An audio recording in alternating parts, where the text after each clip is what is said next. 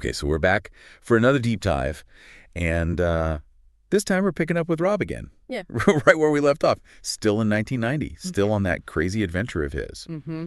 He's on the Sky Princess, sailing to the Caribbean, with a smaller crew this time, remember? Yeah, much smaller. Most of the team got off the ship back in Florida, and this crew's got one main job. To build a steel firewall. Yep, right inside the bow of the ship. Yeah. But, hey. There's always time for fun. Exactly. There's always time for adventure, right? Exactly. This time, it's Barbados and St. Thomas. Two pretty iconic Caribbean spots, you know. And let me tell you. I bet it's beautiful. Oh, it is. And Rob's experiences there are anything but ordinary. Well, it's interesting because when you think about this part of his trip, what really stands out is how he gets past the whole tourist thing. Mm-hmm. He really digs into the local culture, and that's what makes these moments so memorable. Absolutely. So first stop Barbados. Rob, Doc, and Smudger, they get a half day off to explore the island. So you can imagine, right? You step off a ship after days at sea. Yeah. What's the first thing you'd want to do? Probably head straight for the beach, right? I mean, yeah. Most tourists would, right? Exactly. But not Rob and his friends. They decided to take a taxi tour, which turned out to be a pretty smart move, actually. A taxi tour? Yeah. And they meet this local driver, Robert. And get this, not only does Robert offer them a special crew discount, Wow. but he also becomes their personal tour guide for the day. Talk about a lucky break. Wow, that's incredible. It is. Instead of the usual tourist traps, they got to see Barbados through Robert's eyes. Absolutely. That's the best way to see a place, right? Like a local. Totally. And it's this chance encounter that turns into like a real cultural immersion. That's great. Robert takes them to Dover Beach and Crane Beach. Oh, I've heard of those. Oh, they were the classic postcard beaches. White sand, turquoise water. They swim, they relax, they soak up that Caribbean sun. Sounds perfect. It does. But then things take a hilarious turn. Robert takes him to this bar, styled like an old British pub, right? Uh-huh. Complete with rows of those classic beer pumps. Oh, yeah, I know those. Now Rob, being British, Right. he probably thought he hit the jackpot. Right. Ready for a proper pint. Yeah. I can imagine the excitement. But get this, the barman, he laughs What? and tells him those pumps are purely decorative. No way. All they have is Red Stripe. Red Stripe. That's Jamaican beer. For those who don't know, it's such a classic travel moment, right? Those little unexpected surprises that make the best stories. Exactly. But it's not just about the laughs. Before dropping them off, Robert, he invites the trio to dinner.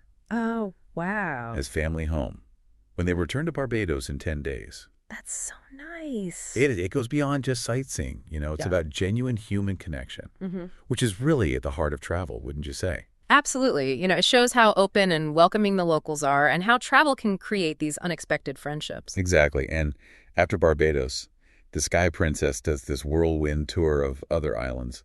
Martinique, Mayreau, St. Martin. Oh, wow. Island hopping. Yeah, think of it like a sampler platter of the Caribbean. You have French charm in Martinique, laid-back vibes in Mayreau, a mix of Dutch and French cultures in St. Martin. It's like a taste of everything. It is.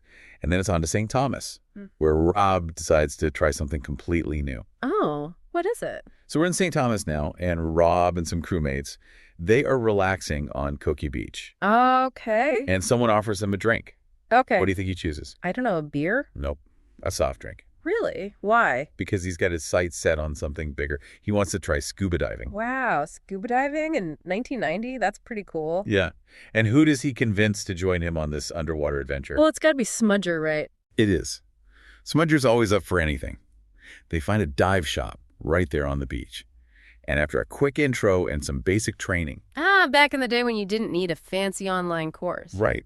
They're ready to dive in. That's so cool. Imagine that feeling, breathing underwater for the first time, surrounded by this whole new world. I can only imagine. They're seeing coral reefs, colorful fish, a whole ecosystem they've never encountered before. It's life-changing. It is, and it's clearly a life-changing experience for Rob. He even sets a goal to get SCUBA certified someday. That's how much of an impact it had on him. Okay, so picture this. Rob's in Barbados with his buddies, Doc and Smudger. Classic cruise ship names. Right.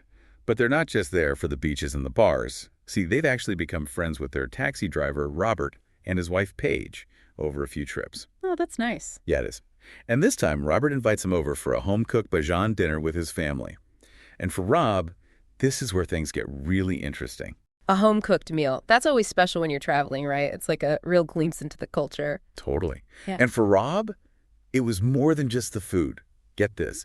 He'd never even tried sweet potato before. Really? Yeah.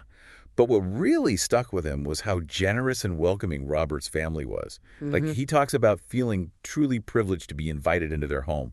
You could tell it really made an impact on him. It's those little things, isn't it? Just sharing a meal can be so powerful. Absolutely. And that connection leads to this, like, really heartwarming moment of kind of, returning the favor. Oh. Yeah, so Rob, Doc, and Smudger decide to invite Robert and Paige to visit the Sky Princess next time they're in Barbados. You can imagine, like, Robert and Paige all dressed up, enjoying the best the ship has to offer, all thanks to these guys pulling some strings. That's lovely. I love those kinds of stories, where a little kindness just keeps going back and forth. Yeah, it's great. So the Sky Princess keeps sailing on.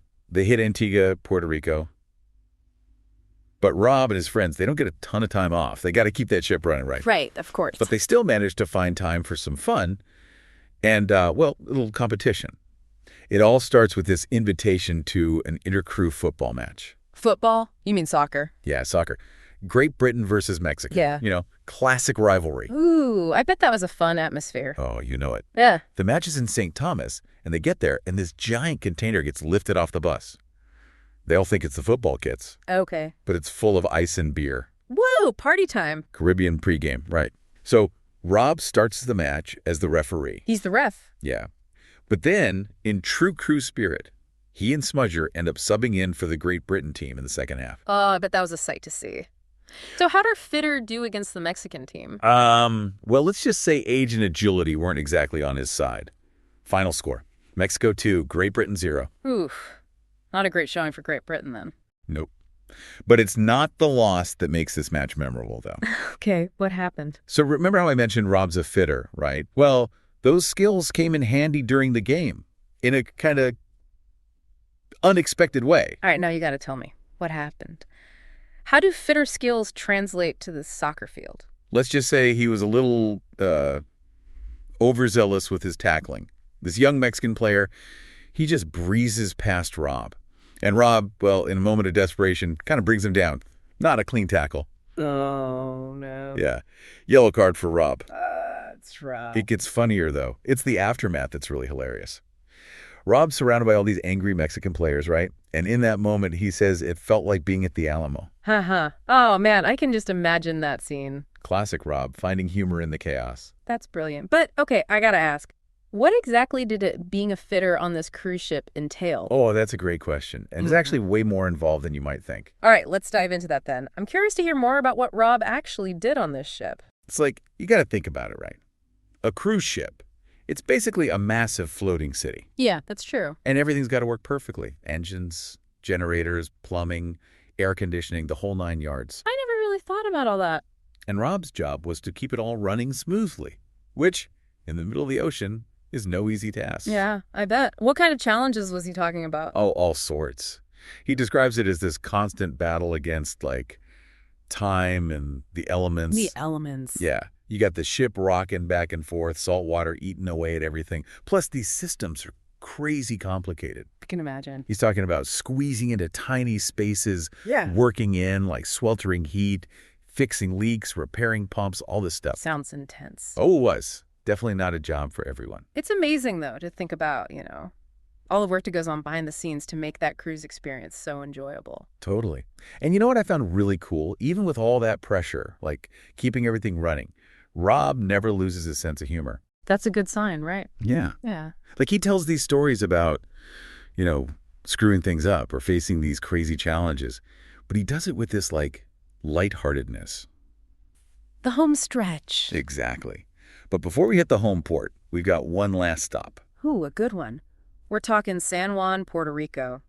Just picture it. The ship rolls into this bustling port. It's got this amazing blend of cultures. And a bit of that old Spanish colonial vibe, right? Absolutely. So think about this. You're Rob. You've been at sea for weeks, months even. What's going through your head as you see land? I think relief has got to be a big one. You're wrapping up a demanding job. And then there's the excitement of a new place to explore. All those sights and sounds and smells. But there's also that other side of it, isn't there? Saying goodbye to all those shipmates, the guys you've been working alongside day and night. You know, it's funny. Rob talks about this mix of joking around and genuine well wishes. Yeah, like a bittersweet kind of feeling. Absolutely. Those engine room bonds, they run deep. Forged in sweat and hard work, right? That's it. And speaking of bonding, Rob, Doc, and Smudger, they don't waste any time finding their way to San Juan's famous salsa clubs. From the engine room's heat to the dance floor heat. Haha, right. Think about that shift. 1 minute, you're in this industrial setting, all clanking metal and the roar of machinery. Next thing you know, you're surrounded by pulsating music. It's like stepping into a different world. Reb describes the salsa club as this total sensory overload. Music, heat, the swirling colors of dancers. And you know, he puts you right there on the dance floor with him. The music just takes over, he writes. You can't help but move. Do you think he had any moves? Was he a good dancer? You know, maybe not a pro, but I don't think that was the point. This is about letting loose, celebrating the end of a chapter. It's about connecting with people in a totally new way. And remember, this is 1990. No internet, no cell phones. The Salsa Club is a real escape from the routine of ship life. Oh, yeah, totally. Just pure immersion in something different. And even though this SGM is coming to a close, Rod hints at more adventures in his future.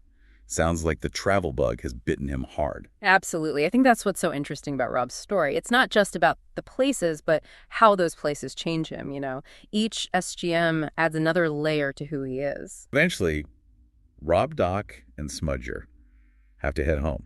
And there's this really poignant scene where they're having one last beer together before they go to the airport. I love those moments. Me too. It's kind of bittersweet, you know? Yeah. Definitely a little bit of sadness, but also a lot of joy looking back on the adventure. And you can just imagine them reminiscing about their time on the ship. Yeah. You know, all the highs and lows. Yeah, the camaraderie, the inside jokes, the crazy stories. Exactly. And it really makes you appreciate those shared experiences you have when you travel with people. At the very end of the excerpt, there's this little tease. Oh, a cliffhanger. Yeah, it hints that there are more adventures to come. Ooh, I want to know what happens next. I know, me too. But unfortunately, that's all we get for now. Oh, man. But it really makes you wonder about Rob's next chapter. It does, and it makes me think about all the incredible places there are to explore in the world.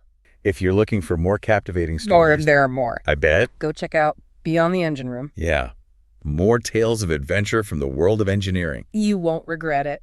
Thanks for joining me on this deep dive. Anytime. Catch you next time. See ya. Bye. Bye.